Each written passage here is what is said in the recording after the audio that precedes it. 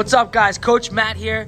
I'm with Coach Jamie. She's going to demonstrate through a couple different variations, but starting first with both knees pulled into our chest stretch. So as she gets into position, she's going to keep her knees snug to the same side chest as the same side hand comes up to hug the knee into the chest. We now will integrate our breathing in. So as we breathe in through our nose, our chest is going to rise up against our legs. As she exhales through her mouth, her chest is going to drop, which will allow more of an extension for her to pull her knees down into her body. You will feel this stretch start at the mid of your back, work down into your low back, and even into your front side hips as you progress through. As you work through a few breaths, you will then release both your legs out, and we're going to go into a single side version.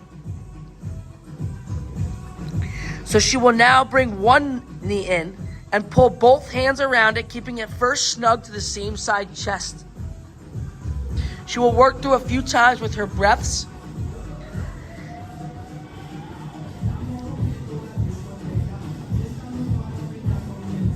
And she will now allow this knee to go off to the side. So she's going to drop her foot onto the ground.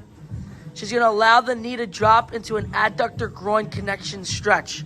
She could use her hand for added pressure on the knee, as well as just gravity of laying on the ground on her back.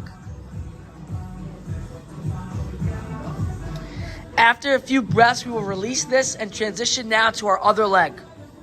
First starting, pulled into same side chest, working through a few breaths with the motion of our chest rising as we breathe in through our nose and dropping as we exhale through our mouth. We will now allow that knee to drop to the side, hitting that groin adduction connection, using that left hand on top of her knee if she needs a little added pressure to increase the stretch.